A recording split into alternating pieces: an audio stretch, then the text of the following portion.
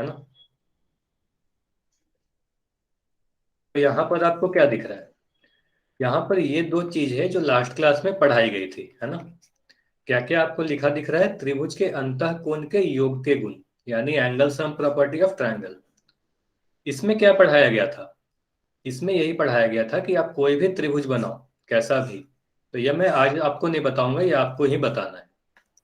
अगर मैं इसे नाम दे रहा हूं त्रिभुज पी क्यू आर, अब मैं इसके तीनों ही अंदर वाले कोण को जोड़ दूं, यानी एंगल पी, कोण क्यू और कोण आर, तो इनका योग कितने के बराबर होगा। सभी लोग बताएंगे यहाँ पर कितना लिखना चाहिए मुझे, सभी लोग बताएं। कोण पी, कोण क्यू, कोण आर का योग कितना होगा। बिल्कुल सही।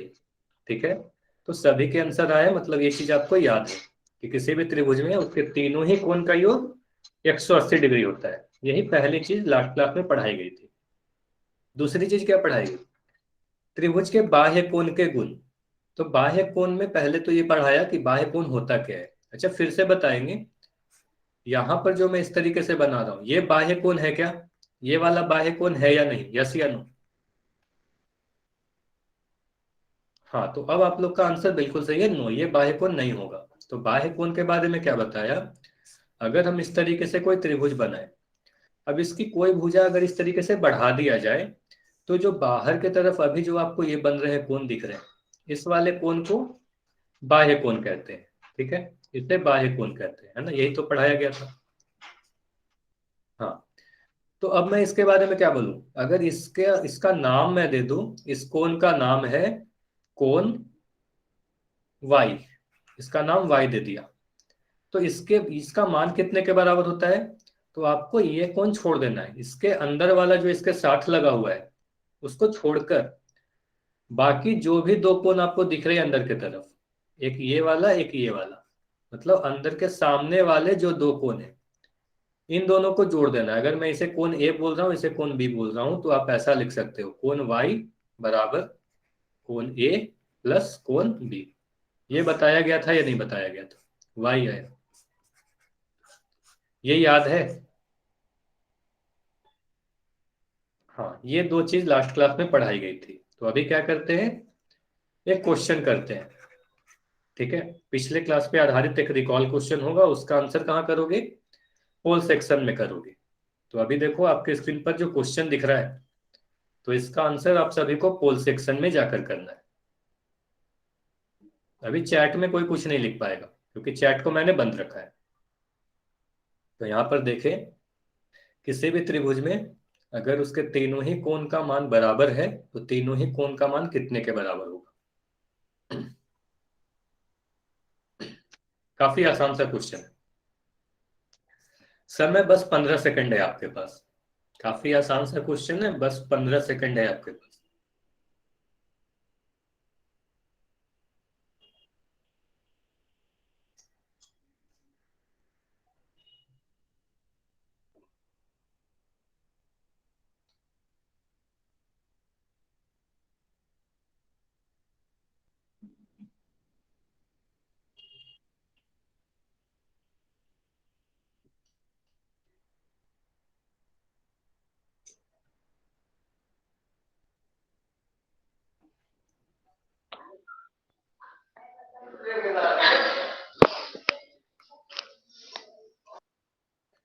अच्छा, माइक कोई नहीं ऑन करेगा। आप जितनी बार अपना माइक ऑन करते हो, ये क्लास में आ जाता है रिकॉर्डिंग में कि आपने अपना माइक ऑन किया, अपने क्लास को डिस्टर्ब किया।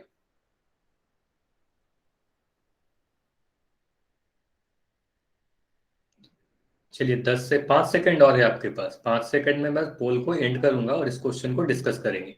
आखिरी 5 सेकंड है। काफी आसान सा क्वेश्चन है, सर इसलिए सिक्स। ज्यादा। हाँ, कोई भी माइक ऑन करके नहीं बोलेगा, ये मैं आपको बोल रहा हूँ बार बार। अच्छा, अगर आपको पोल के बारे में नहीं पता या पोल आप में नहीं आता, तो जैसे ही मैं पोल को एंड करूंगा, आप चैट में आंसर दे देना, चैट को मैं ऑन कर दूंगा।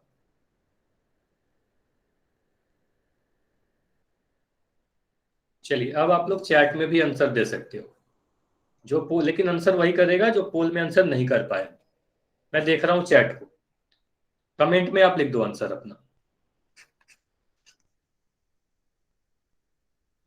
हाँ, तो यहाँ पर देखिए काफी आसान सा क्वेश्चन है, मैक्सिमम सभी बच्चों के आंसर सही आए हैं। तो यहाँ पर क्या कर सकते हैं, अगर कोई त्रिभुज के तीनों ही कोण के मान बराबर हैं तो वो क्या होंगे। तो यहाँ पर हम इस तरीके से अगर इस त्रिभुज बनाए, है ना, अब इस त्रिभुज का नाम दे दिया त्रिभुज एबीसी। तो इसके तीनों ही कोण बराबर है तो हम क्या कर सकते हैं, तीनों ही के मान, मैंने एक्स लिख दिया, तीनों ही के मान जब बराबर है तो तीनों को एक्स ले लिया। अब ये क्या लिख सकते हैं, कोण ए प्लस कोण बी प्लस कोण सी, तीनों ही कोण को जोड़ दे तो कितना मिलेगा, 180 डिग्री मिलेगा। ठीक है, अब तीनों ही का मान क्या है, तीनों ही का मान बराबर है तो तीनों की जगह पर हम एक्स लिख दिए, है ना, ऐसा लिख सकते हैं। तो यहां पर अगर आप x प्लस एक्स तीन बार x को जोड़ोगे, अच्छा आवाज जारी होगी, सभी को आवाज जारी होगी, कोई बच्चा अगर अपने आप को माइक ऑन करेगा तभी मेरी आवाज नहीं जाएगी। अच्छा, मोनू के नाम से जो बच्चा है अपना माइक आप बंद रखे, आवाज नहीं जाने की एक ही कारण होती है, अब आवाज जारी होगी। चलिए, अगर x प्लस एक्स को आप अगर तीन बार जोड़ोगे तो क्या आएगा आपका, 3x आएगा, है ना, तो यहां से 180 डिग्री, और यहां से आप x का वैल्यू कितना निकाल दोगे, 180/3 यानी 60 डिग्री। तो इसलिए हम क्या कर सकते हैं, तीनों ही कोण के मान 60 डिग्री के बराबर होगा। ठीक है, मैक्सिमम सभी के आंसर सही आए थे। ये समझ में आया या नहीं आया, वाई आया, काफी आसान क्वेश्चन था।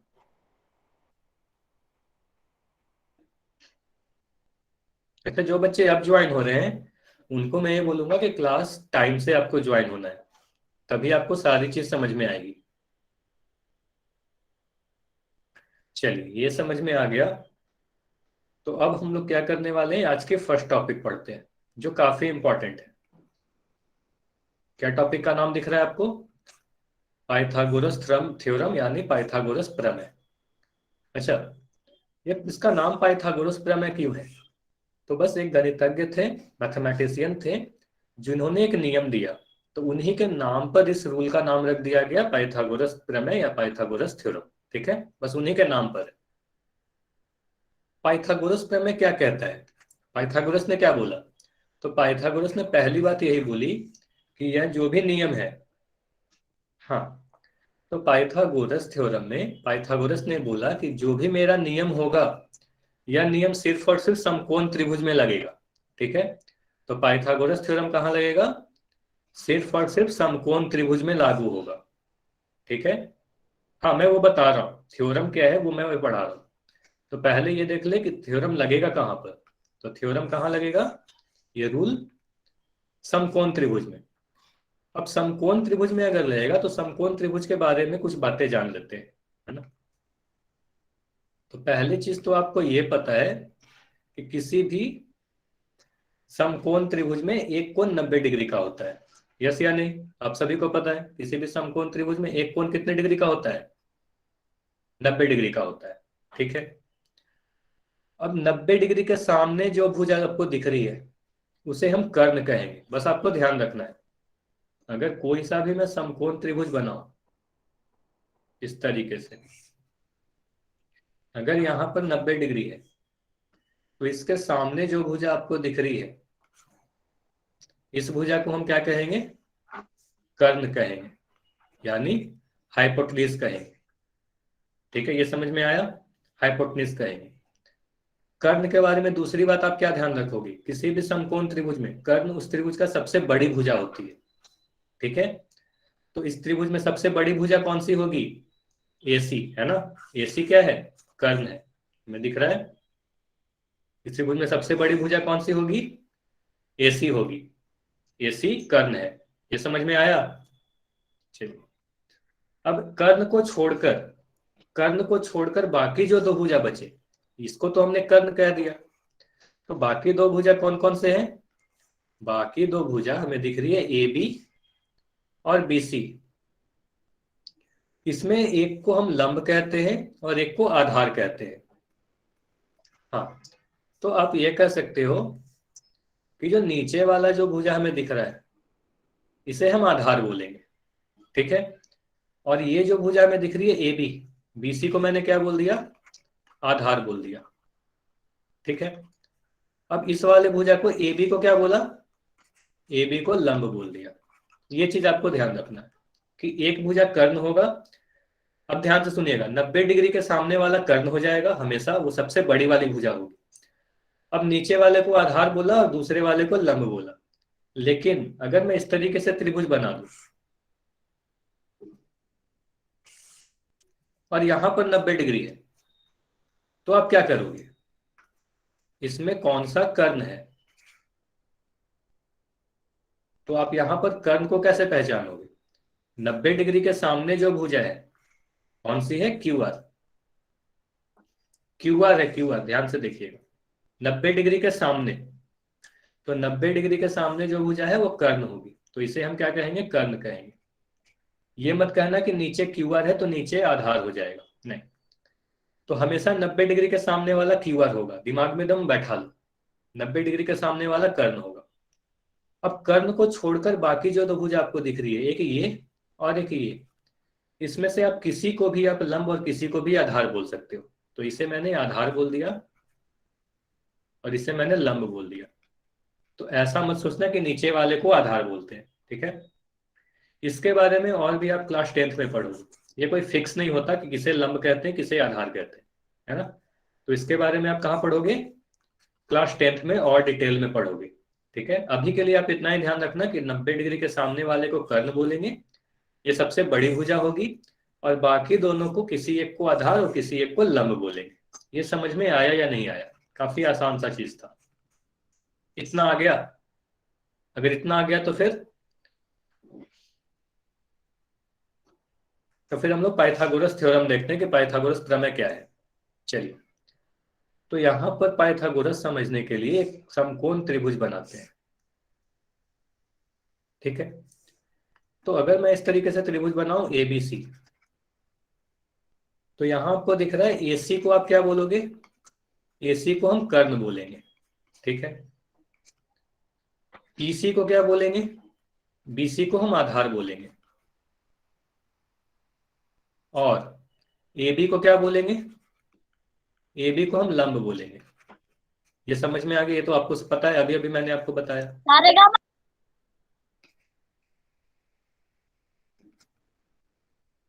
आधार, है ना, इतना चीज आपको पता है। तो पाइथागोरस ने क्या बोला, ध्यान से देखिए, किसी समकोण त्रिभुज में कर्ण का वर्ग, तो कर्ण का वर्ग कहने का क्या मतलब हुआ, कर्ण इस तरीके से लिखेंगे और इसका वर्ग कर देंगे, है ना। तो कर्ण का वर्ग किसके बराबर होता है, इसके बाकी जो भी दो भुजाएं हैं, यानी आधार और लंब। तो आधार एक जगह लिख दिया और एक जगह लंब लिख दिया, ध्यान से देखते जाइएगा। अब इन दोनों ही को वर्ग करना है, तो आधार को भी मैंने वर्ग कर दिया और लंब को भी वर्ग कर दिया। अब इनके योग के बराबर होता है, तो यहां पर क्या लगा दिया, प्लस का साइन लगा दिया, जोड़ के साइन। हाँ, वेरी गुड, आपने बिल्कुल सही बताया। तो कर्ण स्क्वायर यानी कर्ण का वर्ग आधार के वर्ग और लंब के वर्ग के बराबर होगा, यानी जो सबसे बड़ी भुजा होगी, ये इन दोनों भुजा को आपको जोड़ देना है और फिर स्क्वायर भी लेना है, स्क्वायर करके जोड़ना है, तो बराबर आ जाएगा, ठीक है। यह जो संबंध आपको दिख रहा है तीनों भुजा में, कर्ण में, आधार में और लंब में, इसे ही हम पाइथागोरस प्रमेय या पाइथागोरस थ्योरम कहते हैं, ठीक है। तो यह आपको यहाँ पर लिखा हुआ दिख रहा होगा, बिल्कुल मेरी स्क्रीन दिख रही होगी योगेश, अगर नहीं दिख रही तो नेटवर्क इशू है आपका, आप क्लास लेफ्ट करके ज्वाइन कर सकते हो। अगर मेरी स्क्रीन नहीं दिखती और आवाज नहीं जाती तो मुझे पता चल जाता है, ठीक है।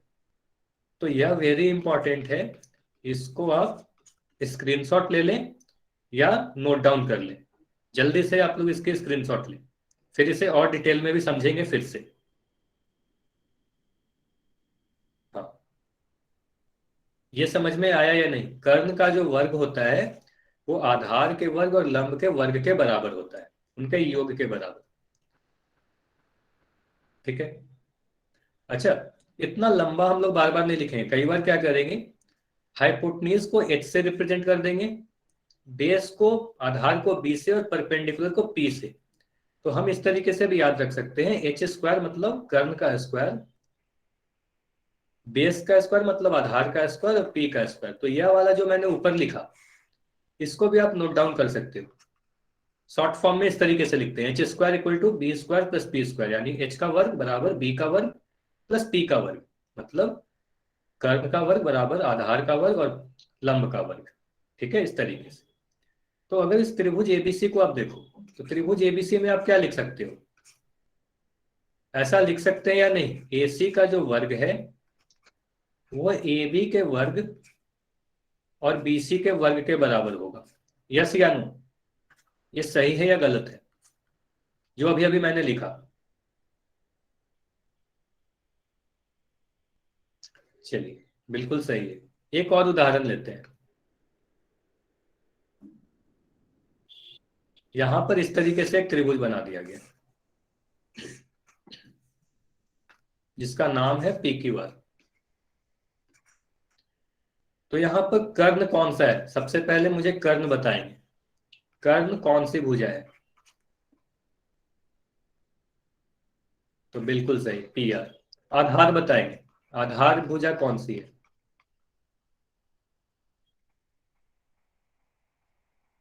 तो आधार क्यू आर है, और जो बच गया पी क्यू लंब हो जाएगा। ठीक है, तो हम पाइथागोरस थ्योरम कैसे लिखेंगे?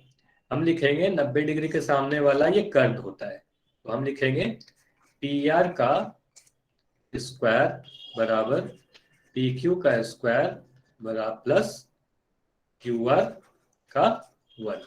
इस तरीके से आपको लिखना आना चाहिए। अगर इस तरीके से आप इक्वेशन लिख लोगे तो आप सभी क्वेश्चन को सोल्व कर दोगे। ठीक है। अच्छा, ये बताएंगे, अगर मैं इसे कह रहा हूं 6 सेंटीमीटर, इसे 8 सेंटीमीटर, तो पी आर कितना होगा? ये 14 सेंटीमीटर होगा क्या? हाँ या नहीं? यस या नो? पी आर की लंबाई, हम ऐसा कह सकते हैं क्या कि पी आर की जो लंबाई होगी वो पी क्यू और क्यू आर को जोड़ देंगे तो हमें मिल जाएगा? यस या नो? हाँ, ध्यान से सुनिएगा, मैं रिपीट अभी काफी बार करूंगा, आप सभी को समझ में आ जाएगा। आप सभी के आंसर है यस, तो ध्यान से देखिएगा। अब यहां पर फोकस करें। यहां जो मैंने अभी हरे कलर से लिख रहा हूं, स्क्वायर स्क्वायर स्क्वायर, यह चीज को आपने नोटिस नहीं किया। यहां पर देखो क्या लिख रखा है, पी आर बराबर P Q plus Q R, ये गलत है। ठीक है, ऐसा नहीं होगा। ठीक है, मैं रिपीट कर दे रहा हूं, मैं इसको रिपीट कर दे रहा हूं। तो आपसे अगर पूछा जाए कि पी आर की लंबाई कितनी होगी, तो आप ऐसा अगर लिख दोगे कि पी क्यू और क्यू आर को जोड़ दे तो हमें मिल जाएगा, यानी 6 + 8 यानी 14, तो ये गलत होगा। ठीक है, जो गलत है वो ध्यान से सुनिएगा, इसे मैं नहीं कह रहा सही है, ये गलत है। क्यों गलत हो गया? क्योंकि पाइथागोरस प्रमेय को आप ध्यान से देखो, यहां पर आपको दिख रहा होगा, है ना? ये यहां देखो वर्ग लगा के दिया गया है, वर्ग, है ना? सभी जगह वर्ग लगाया हुआ है ना? तो वर्ग लगाना बहुत जरूरी है, अगर वर्ग नहीं लगाओगे तो गलत हो जाएगा। तो बार बार मैं यही कह रहा हूं कि पी आर का वर्ग पी क्यू का वर्ग और क्यू आर के वर्ग के योग के बराबर होगा। इस तरीके से आप लिखोगे तो आपका आंसर गलत हो जाएगा, है ना? ये गलत हो। ये समझ में आया क्या गलती हुआ आपका? समझ में आया या नहीं? तो इस इक्वेशन को सही करने के लिए आपको क्या करना पड़ेगा, सभी जगह वर्ग लगाना पड़ेगा, है ना? हाँ, अगर वर्ग नहीं लगाओगे तो गलत हो जाएगा। ठीक है, तो अगर आप वर्ग नहीं लगाओगे तो कोई इस तरीके से, अगर ये क्वेश्चन मुझे मिलेगा तो मैं इस तरीके से लिखूंगा। ध्यान से देखिएगा, अगर मुझे इसमें पाइथागोरस प्रमेय लिखना रहेगा तो मैं इस तरीके से लिखूंगा, 90 डिग्री के सामने पी आर है, पी आर का वर्ग, बाकी दो भुजा कौन सी है, पी क्यू है और क्यू आर है। इतना लिखने के बाद वर्ग लगाना कभी मत भूलिएगा, वर्ग आपको लगाना है, तभी जाके ये सही होगा। ठीक है, ये समझ में आया या नहीं, वाई आया? अब समझ में आया या नहीं? हाँ, तो वर्ग लगाना कभी नहीं भूलना है। एक चीज और बताएंगे, अगर मैं आपसे ये बोल रहा हूं एक्स स्क्वायर का मान 64 है, तो एक्स का मान कितना होगा? जल्दी से बताएं, एक्स का मान कितना होगा?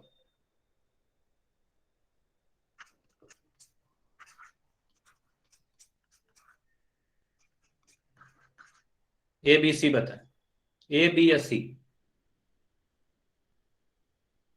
ठीक है, तो मैक्सिमम आंसर क्या है? आंसर ए 8, तो बिल्कुल सही है। ठीक है, आप कैसे बनाओगे एक बार ध्यान से देख लेंगे। अगर मैं इस तरीके से लिख रहा हूं, क्योंकि ये सारी चीज आज काम आने वाली है इसीलिए मैं आपसे पूछ रहा हूँ, अदरवाइज आपका आंसर गलत हो जाएगा। 64, तो आप ऐसे लिखोगे एक्स स्क्वायर जो है 8 का वर्ग कितने के बराबर होता है? 64। ये आपको याद होनी चाहिए, ये याद होनी चाहिए, है ना।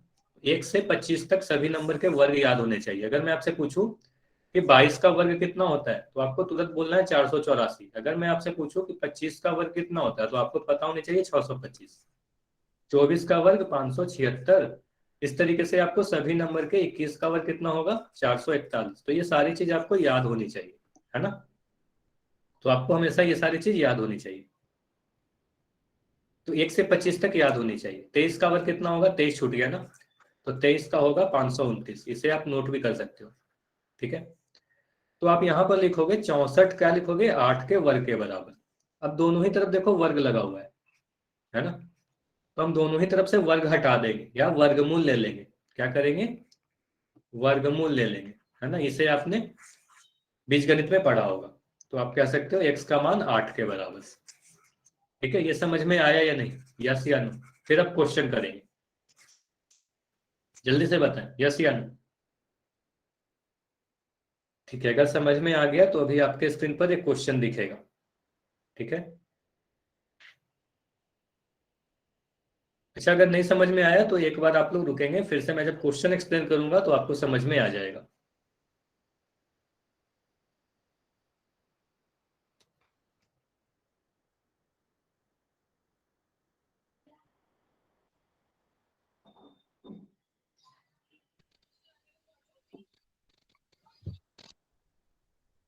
अच्छा, मेरे स्क्रीन दिख रही है क्या सभी को?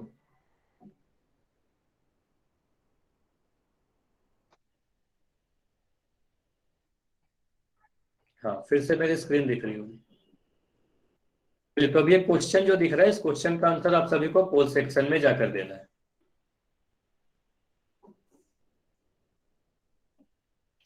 क्वेश्चन नंबर 61 में आप बताएं, यहाँ पर कर्ण की लंबाई आपसे पूछी जा रही है। तो बताएं कर्ण की लंबाई कितनी होगी?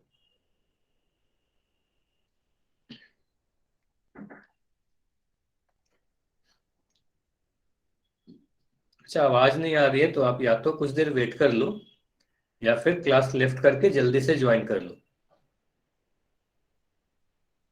जब भी क्लास के बीच में अगर आपको ऐसा लगे कि आवाज सही से नहीं आ रही, तो आपको एक बार लेफ्ट करना है और ज्वाइन कर लेना है।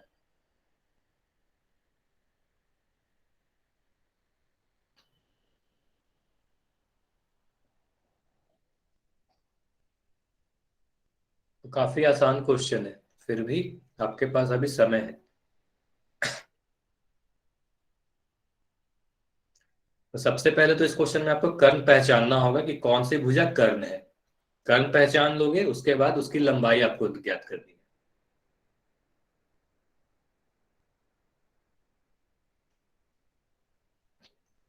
अच्छा, 5 सेकंड और रुकेंगे। 5 सेकंड और रुकेंगे। काफी बच्चों के अभी भी आंसर नहीं आए हैं, बट फिर भी अब 5 सेकंड में मैं पोल को बस एंड करूंगा और इस क्वेश्चन को डिस्कस करेंगे।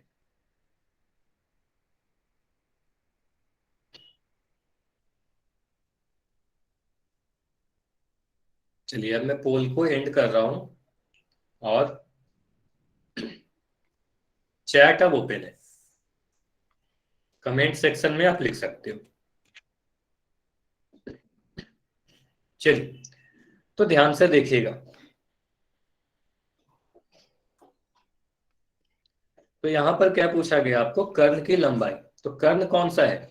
तो 90 डिग्री के सामने वाले भुजा को हम क्या कहेंगे? इसे हम कर्ण कहेंगे, है ना। इसे हम लोग कर्ण कह दिया। ठीक है, अब इसे मैंने आधार कह दिया क्योंकि ये नीचे की तरफ है, और इसे मैंने लंब कह दिया। ठीक है, इतना समझ में आया कि लंब किसे कहा, आधार किसे कहा, कर्ण किसे कहा। अब हम इस त्रिभुज में हम क्या लिखेंगे? पाइथागोरस थ्योरम अगर लिखे तो हम क्या लिख सकते हैं? कर्ण का जो वर्ग होगा।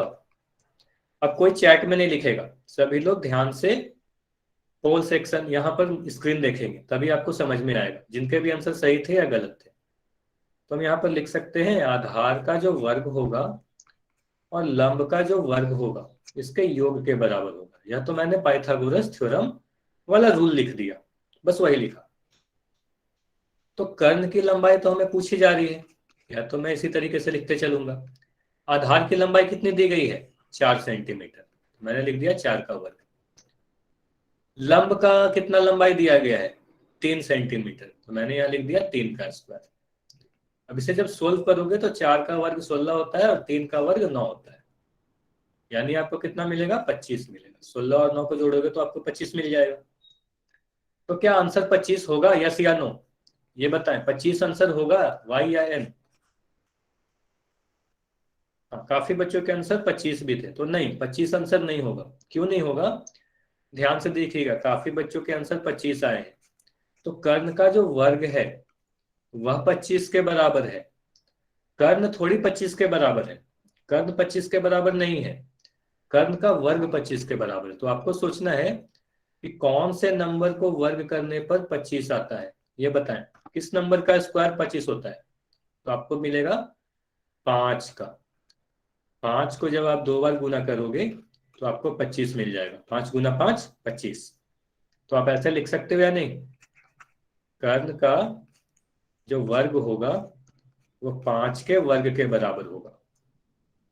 अब दोनों ही तरफ से आप वर्ग हटा दो, तो आप क्या कहोगे, दोनों ही तरफ से जो ये वर्ग हमें दिख रहा है, ये वर्ग को हम हटा देते हैं, यानी वर्गमूल ले लेते हैं। तो हम यहां से कहेंगे कर्ण का जो लंबाई होगा वो 5 सेंटीमीटर होगा।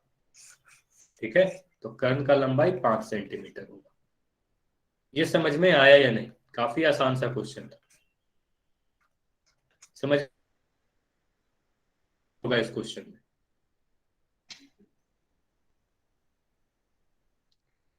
ठीक है, जिनका भी आंसर नो था, ठीक है, एक बार और ध्यान से सुने, काफी बच्चों ने नो लिखा है, एक बार ध्यान से देख ले। ठीक है, मैं रिपीट कर रहा हूँ। तो इस त्रिभुज में आपको ये कर्ण की लंबाई निकालनी है। ठीक है, तो इसे मैंने एक्स कह दिया, एक तरीके से एक बार एक्स कह दिया।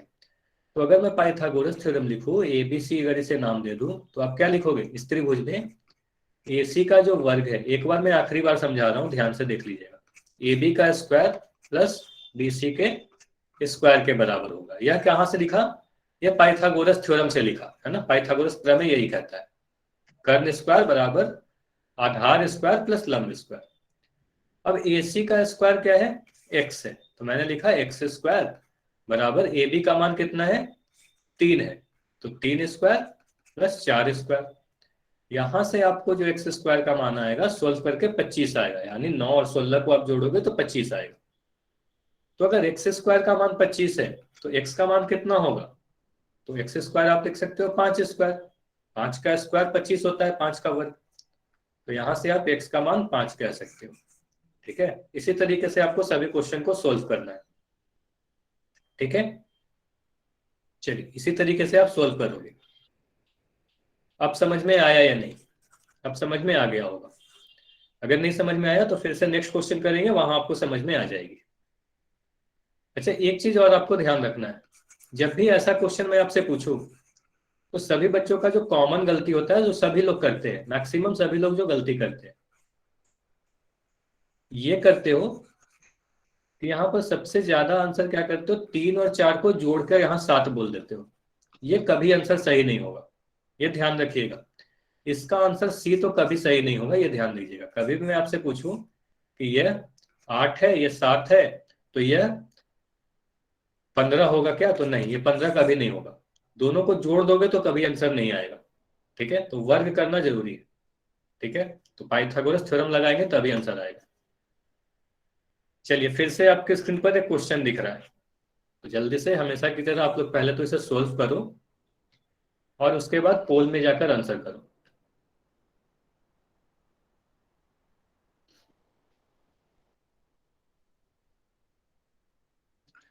तो देखिए इस चित्र में x का मान कितना होगा। ये आपसे कई बार ऐसा पूछा जा सकता है कि सीढ़ी की लंबाई बताएं, तो सीढ़ी की लंबाई या x का मान बताएं।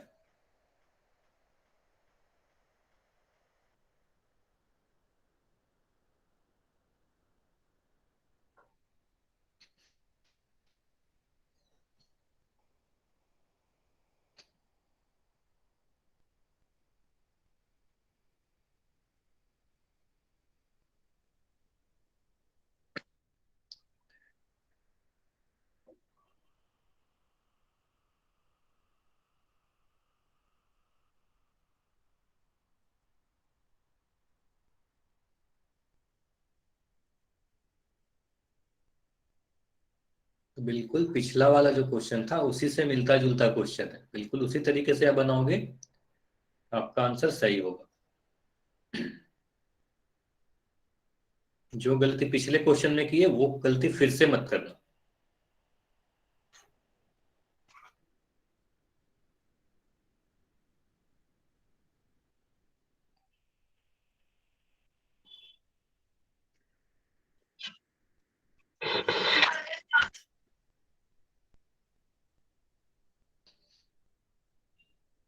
अच्छा, 10 सेकंड और है आपके पास। अच्छा, पुष्पेंद्र नाम के नाम से जो बच्चा है, अपना माइक बंद रखोगे।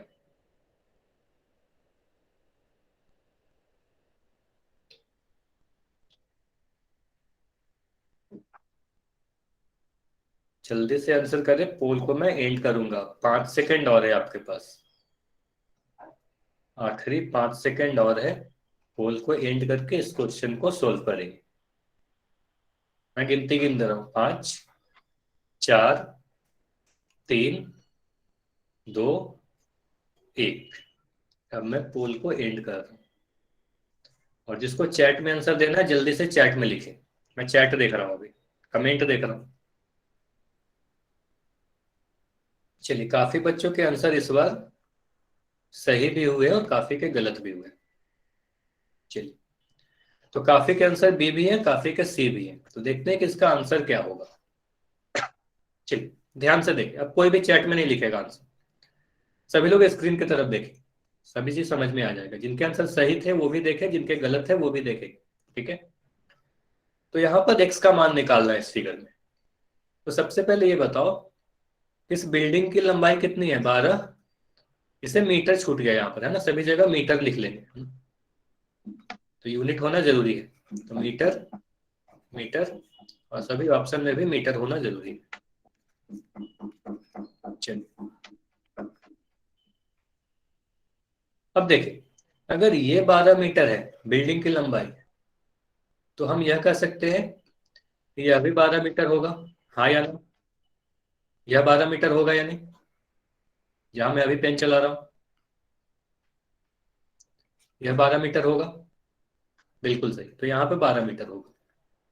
अब नीचे वाली भुजा की लंबाई कितनी दे रखी है? यहाँ पर आपको एक त्रिभुज बनते दिख रहा होगा, है ना, एक ऐसा त्रिभुज बनते दिख रहा होगा, जिसे मैं यहाँ पर बना दे रहा हूँ। इस तरीके से एक त्रिभुज बनते दिख रहा है, और इसे मैंने नाम दे दिया एबीसी। ठीक है। जिसमें ए बी भुजा, ये वाली भुजा जो है, ये 12 मीटर दी गई है ना। नीचे वाली भुजा 5 मीटर दी गई है। ठीक है। अब कोई भी इमारत या कोई भी दरवाजा अगर जमीन पर है, तो वो बिल्कुल सीधी खड़ी होती है ना, वो बिल्कुल सीधी खड़ी होगी, यानी 90 डिग्री का कोण बनेगा। तो हम कह सकते हैं यहां पर कितने डिग्री का कोण बन रहा है? 90 डिग्री। तो त्रिभुज एबीसी समकोण त्रिभुज है या नहीं? यस या नो? त्रिभुज एबीसी समकोण त्रिभुज है या नहीं? तो आपको पता है ये समकोण त्रिभुज है। अच्छा, अगर त्रिभुज एबीसी समकोण त्रिभुज है, तो यहाँ पर कर्ण कौन सा है? कौन सी भुजा कर्ण है? ए बी, बी सी या ए सी? ए बी, बी सी या ए सी? तो आप सभी को दिख रहा है ए सी या एक्स? हाँ बिल्कुल सही, एक्स भी आप कह सकते हो। एक्स भी कहना बिल्कुल सही होगा। तो या तो हम इसे एक्स कह दें या ए सी कह दें। तो सबसे पहले मैंने क्या किया, इस त्रिभुज को देख के कर्ण को पहचाना। तो मैं यहां पर लिख दूंगा कर्ण का वर्ग बराबर, ये मैं बार बार क्यों लिख रहा हूं, ताकि आपको याद हो जाए, है ना। कर्ण का वर्ग बराबर लंब का वर्ग प्लस आधार का वर्ग। ठीक है। कर्ण की मान कितनी दी गई है? 90 डिग्री के सामने वाले को कर्ण कहते हैं, तो यानी उसका मान तो एक्स है, तो एक्स का वर्ग। ठीक है। लंब का वर्ग, लंब की मान कितनी दी गई है बताएं? लंब का मान किसी को पता है क्या? इस क्वेश्चन को देखकर बताएंगे, चैट सेक्शन में लिखकर बताएंगे। लंब का मान आपको दिख रहा होगा, ये 12 सेंटीमीटर, ये वाला, है ना, ये 12 मीटर। तो हम कह सकते हैं 12 का स्क्वायर। आधार का मान कितना दिया गया है? आधार का मान हमें नीचे की तरफ दिख रहा है, 5 मीटर। है ना। तो हम लिख सकते हैं 5 का वर्ग। वर्ग करना बहुत जरूरी है, तो यहां से हम कह सकते हैं एक्स स्क्वायर बराबर 12 का वर्ग कितना होता है 144। आपको पता होना चाहिए 12 का वर्ग कितना होता है 144। ठीक है, 5 का वर्ग 25। अब यहां से आप अगर जोड़ोगे तो आपको मिल जाएगा 169, 169। ठीक है, अब 169 किसी नंबर का वर्ग है क्या, 169 किसी नंबर का वर्ग है क्या। तो आपको याद होना चाहिए कि 13 को आप जब स्क्वायर करोगे तो आपको 169 मिलेगा। 1 से 25 तक आपको याद होना चाहिए, मैं बार बार कह रहा हूं। तो 13 का वर्ग 169। तो 169 को हम क्या लिखेंगे 13 का वर्ग। अब x का वर्ग बराबर 13 का वर्ग, तो x का मान कितना होगा, जल्दी से बताएं चैट सेक्शन में लिख के। x का मान कितना होगा, x का मान कितना होगा 13 होगा। 13 मीटर। दोनों तरफ से वर्ग हटा दिया। ठीक है, दोनों तरफ से वर्ग हटा दिया। इस तरीके से भी आप देख सकते हो, दोनों तरफ वर्ग लगा हुआ है जिसे हमने हटा दिया, वर्गमूल ले लिया। तो x का मान कितना आएगा 13 मीटर आएगा। इस क्वेश्चन का सही आंसर ऑप्शन सी था। तो जो भी आंसर सी किए थे उनका आंसर सही था, बाकी सभी आंसर गलत थे। ठीक है, ये समझ में आया या नहीं। अगर स्क्रीनशॉट लेना है तो इसके स्क्रीनशॉट भी ले सकते हैं। ये बिल्कुल पिछले वाले क्वेश्चन से ही मिलता जुलता था। चलिए, फिर से ये नहीं करेंगे कि ये 12 है ये 5 है, तो इन दोनों को जोड़ दिया 12 + 5 और 17 कर दिया। तो यह तो आंसर कभी नहीं होगा। ठीक है, ऐसा कभी नहीं हो सकता। ठीक है, चलिए, तो एक क्वेश्चन और दिख रहा है अभी, तो इसमें फिर से सावधानी से आंसर करेंगे। इस बार आप देखें कि कौन सी भुजा की लंबाई आपसे पूछी जा रही है, और ट्राई करें कि आंसर बिल्कुल आपका सही हो। तो यहाँ बीसी की लंबाई बताएं। देखिए बीसी कौन सी भुजा है। जरूरी नहीं है कि हर क्वेश्चन में आपसे कर्ण की ही लंबाई पूछी जाएगी, है ना। तो तीनों भुजा में से किसी भी एक भुजा की लंबाई आपसे पूछी जा सकती है।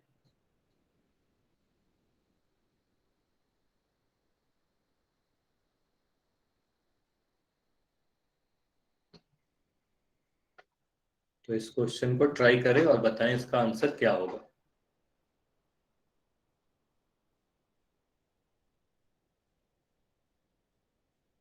बीसी की लंबाई क्या होगी, आराम से करेंगे। ठीक है, अभी आपके पास समय है।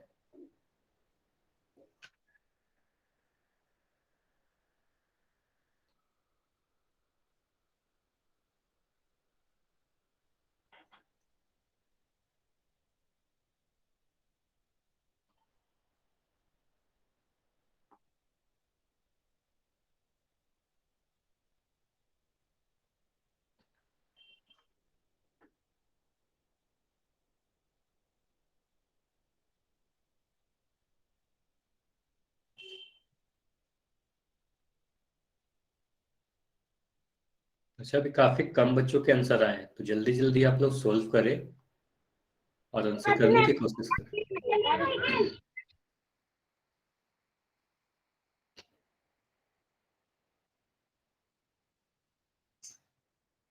तो देखें कि इस त्रिभुज में बीसी की लंबाई क्या है।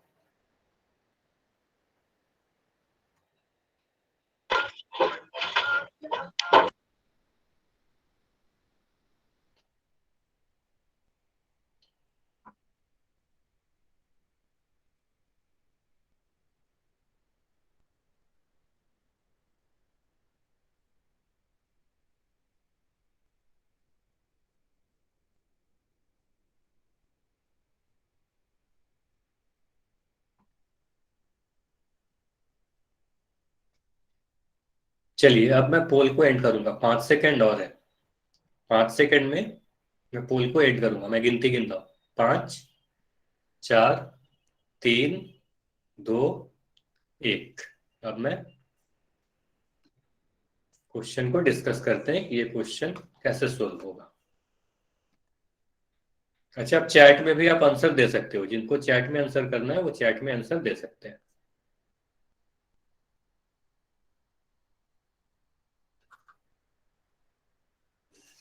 चलिए चैट में आंसर देंगे, जिनको चैट में आंसर करना। ठीक, चलिए अब ध्यान से देखेंगे। यहां पर हम क्या कह सकते हैं, इस त्रिभुज एबीसी में, त्रिभुज एबीसी में अगर मैं पाइथागोरस थ्योरम लिखना चाहूं, तो हमें दिख रहा है 90 डिग्री वाला त्रिभुज है। 90 डिग्री के सामने जो भुजा है वो कौन सी है, एसी है। तो एसी क्या है, कर्ण है। हमारा एसी को हम क्या कहेंगे, कर्ण कहेंगे, है ना। कर्ण तो आपको पहचानने आता है, ये सबसे बड़ी भुजा है। तो पाइथागोरस थ्योरम क्या कहता है, कर्ण का जो स्क्वायर होगा वो आधार का स्क्वायर और लंब के स्क्वायर के बराबर होगा। ठीक है, कर्ण हम किसे कहें, एसी को कहें। तो एसी का वर्ग, आधार कौन सा है, बीसी है, तो हमने लिखा बीसी का वर्ग। लंब कौन सा है, लंब ए बी है ना। लंब हमें दिख रहा है ए बी, तो हमने यहां पर रख दिया 7 का स्क्वायर। यहां तक किसी को कोई दिक्कत है क्या, अगर सब समझ में आ गया तो वाई लिखेंगे। यहां तक समझ में आया क्या,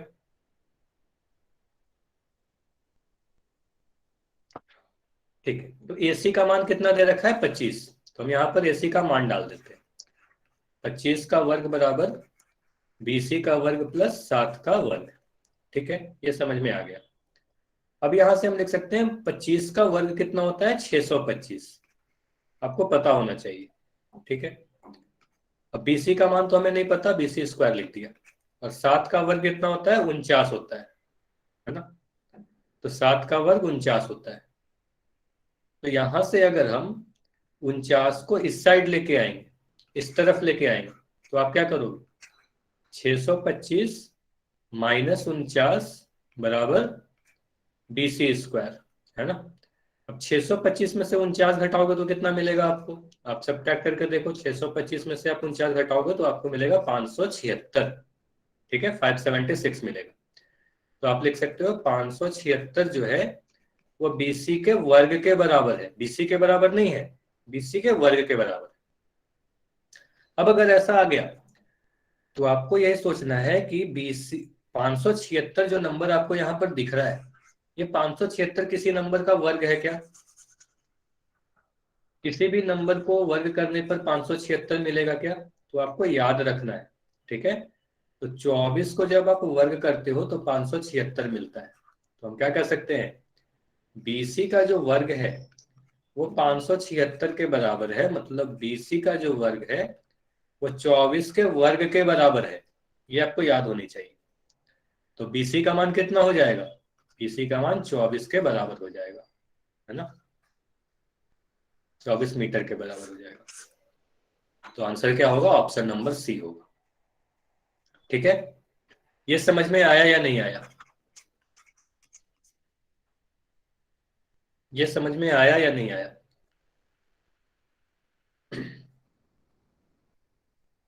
चलिए अब देखिए आप, अब इस क्वेश्चन में एक चीज ध्यान दीजिएगा, यहां पर लंब का मान दे दिया था, कर्ण का मान दे दिया गया था, आधार का मान पूछा जा रहा था, तो यह भी हमने निकाल ली। मतलब किसी भी समकोण त्रिभुज में जरूरी नहीं है कि आपसे हमेशा कर्ण की लंबाई पूछी जाएगी। 3 भुजाएं होती है, कर्ण, लंब और आधार। तो इसमें कोई भी 2 भुजा दी जाएगी और तीसरी वाली आपसे पूछी जाएगी। तो आप इसी तरीके से पिछले क्वेश्चन की तरह एक समीकरण लिखोगे, इक्वेशन लिखोगे और फिर उसे सॉल्व कर लोगे। ठीक है ना, तो ये सारी चीजें समझ में आ गई। तो एक बार मुझे वाई लिखकर बताइए, फिर हम लोग नेक्स्ट टॉपिक की तरफ बढ़ेंगे।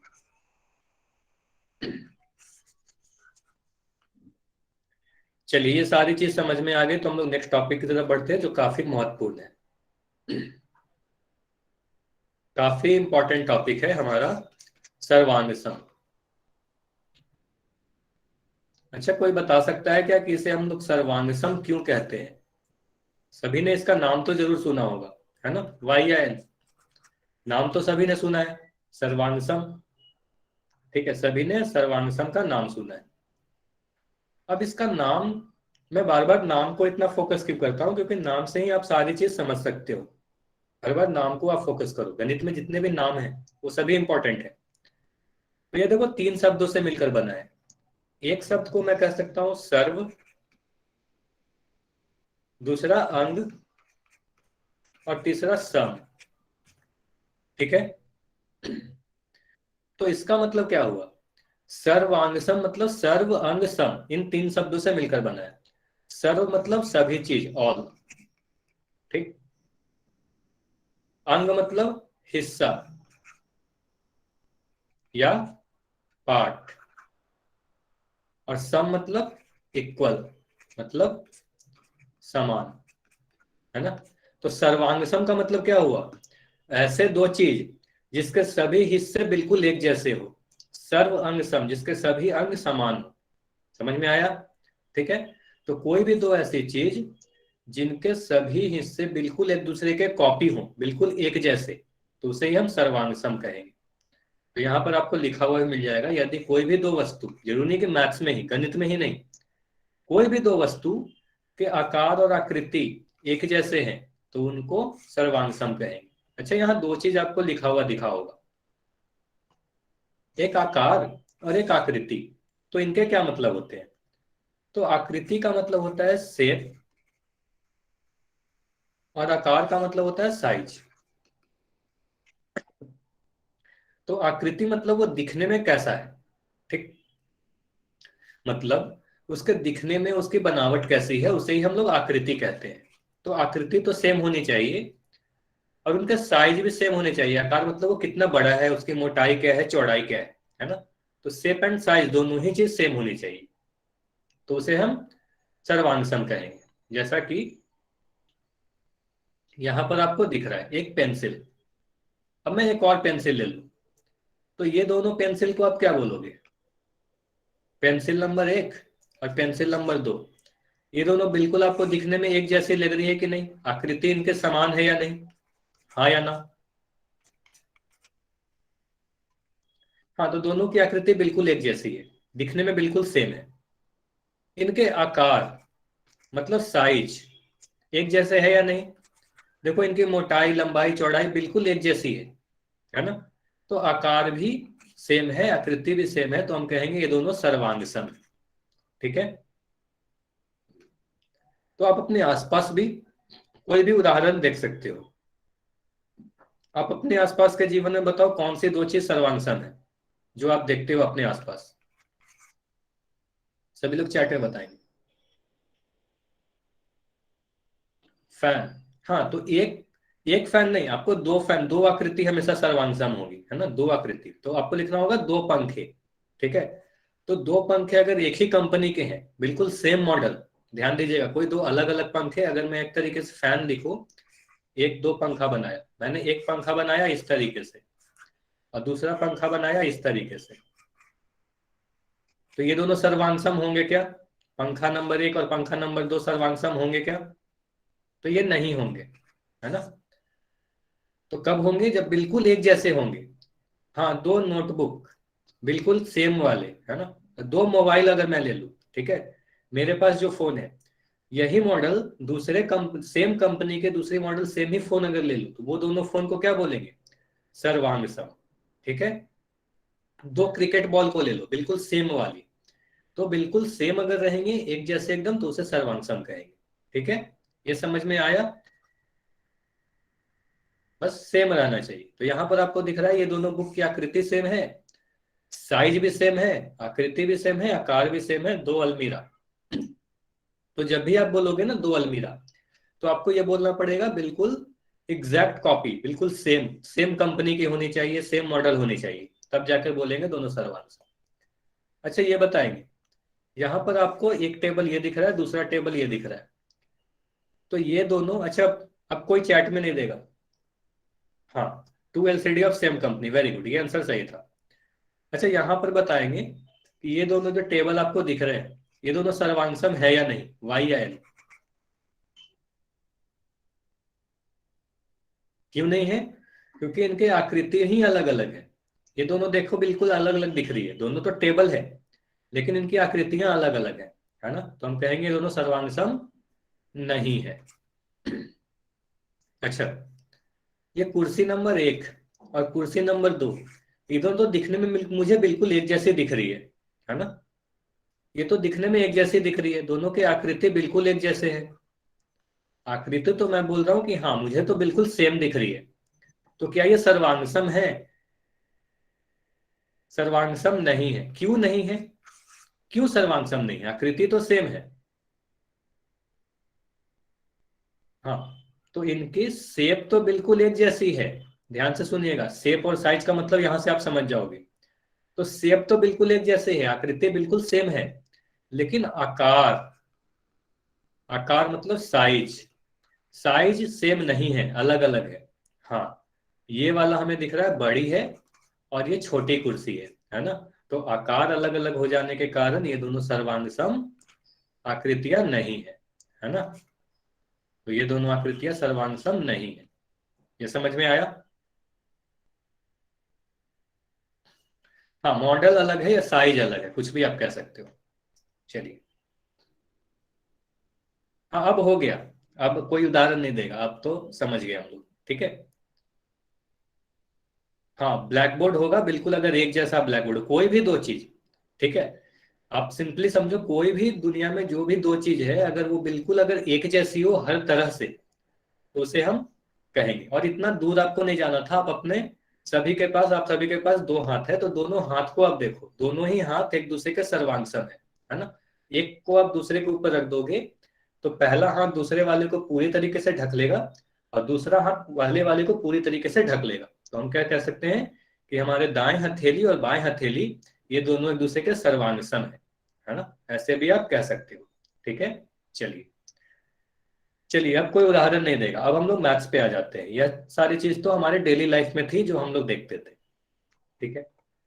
अब मैथ्स में, गणित में, दो आकृति अगर सेम जैसी हो, अगर देखने में वो दोनों आकृति एक जैसी हो और उनके आकार भी एक है, तो उन दोनों आकृति को हम सर्वांगसम आकृति कहते हैं। ठीक है। अब आपको पता है कि हम लोग क्या पढ़ रहे हैं? हम लोग ज्योमेट्री यानी ज्यामिति पढ़ रहे हैं, है ना? ज्योमेट्री पढ़ रहे हैं, आपको तो पता है, यानी ज्यामिति पढ़ रहे हैं। अब ज्यामिति में हम लोग क्या पढ़ते हैं? आकृतियों के बारे में पढ़ते हैं। तो आकृतियों में हम लोग पढ़ने वाले हैं कि सर्वांगसम आकृति किसे कहते हैं। तो अगर कोई भी दो आकृति दिखने में एक जैसी हो, इन दोनों को आप क्या बोलोगे? दिखने में एक जैसी है या नहीं? तो हम बोलेंगे यह भी एक त्रिभुज है, यह भी एक त्रिभुज है। दिखने में एक जैसी है, दोनों की आकृति एक जैसी है। दोनों के साइज एक जैसे है कि नहीं, आकार एक जैसे है कि नहीं? तो हमें दिख रही है, हाँ, ये भी 4 centimetre A B, P Q भी 4 centimetre, B C 2 centimetre, Q R 2 centimetre, A C 3 centimetre, P R 3 centimetre. तो इनके आकृति तो सेम थे ही, आकार भी बिल्कुल सेम है। तो हम क्या कहेंगे? ये दोनों त्रिभुज सर्वांगसम है ना? सर्वांगसम के बारे में और भी चीजें पढ़ेंगे। ठीक है, पहले ये समझ में आया नहीं, जरूरी नहीं है कि त्रिभुज ही, दो वृत्त के बारे में भी हम लोग देख सकते हैं, सर्वांगसम हो सकते हैं। दो वर्ग अगर बिल्कुल एक जैसे हों, तो ये भी सर्वांगसम होंगे, है ना? तो अगर कोई भी दो आकृति एक जैसी हो, तो उसे हम लोग सर्वांगसम कहेंगे।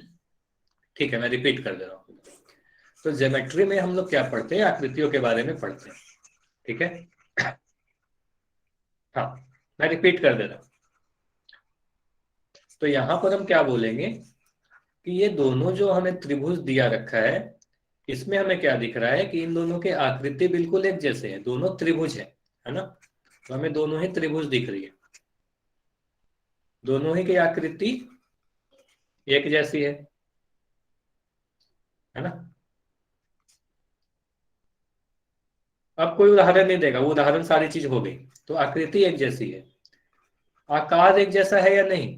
इन दोनों त्रिभुज को हम देख रहे हैं, तो हमें दिख रहा है दोनों त्रिभुज के आकार एक जैसे हैं। देखो, ये 4 centimetre 4 centimetre, 2 centimetre 2 centimetre, 3 centimetre 3 centimetre.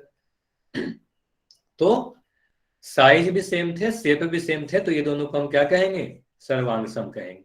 इतना समझ में आया या नहीं आया? अच्छा, अभी क्लास कोई छोड़कर नहीं जाएगा, 1 मिनट और रुकेंगे, उसके बाद क्लास को एंड करेंगे, 1 मिनट और लूंगा। ठीक है। अब यहां पर ध्यान से देखें, यहां पर इन दोनों त्रिभुज के बारे में हम लोग के सिलेबस में क्या है? हमारे सिलेबस में त्रिभुज के सर्वांग समता के बारे में पढ़ना है।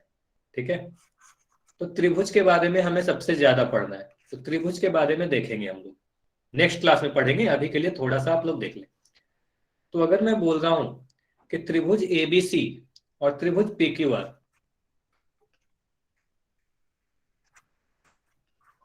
इनके आकृति एक जैसी है या नहीं, तो आप बोलोगे हाँ आकृति एक जैसी है।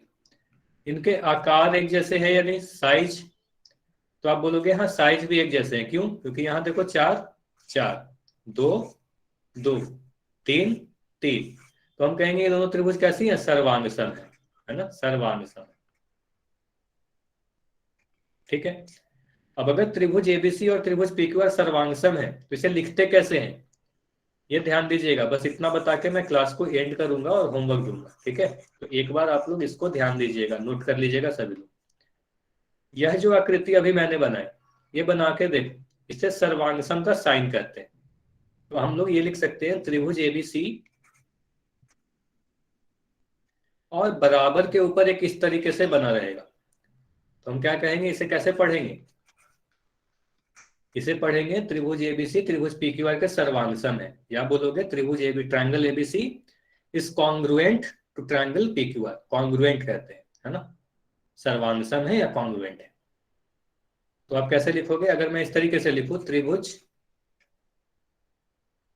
पीक्यूआर, या छोड़ो त्रिभुज एक्स वाई जेड और त्रिभुज यूवी डब्ल्यू, और इस तरीके से साइन बना दूं, तो इसका मतलब क्या हुआ कि त्रिभुज एक्स वाई जेड और त्रिभुज यूवी डब्ल्यू क्या है, सर्वांग सम है।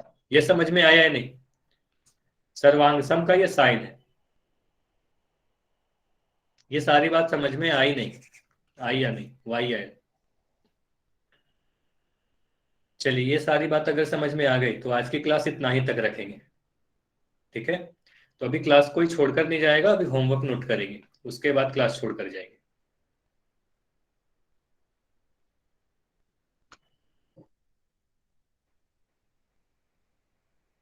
ठीक है, अभी कोई भी क्लास छोड़कर नहीं जाएगा।